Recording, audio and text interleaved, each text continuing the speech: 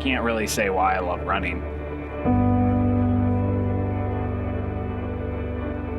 It's deeper with me than I've ever felt towards any like hobby. And out on trails, it's just really indescribable.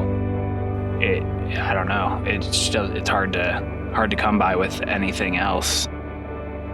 The solitude of it, just being self-sufficient out in mountains alone, is extremely rewarding.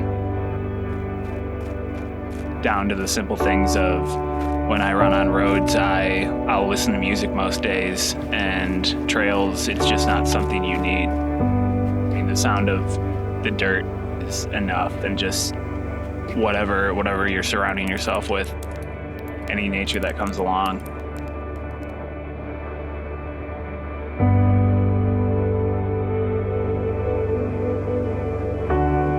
So yeah, passion, I mean, running is my passion.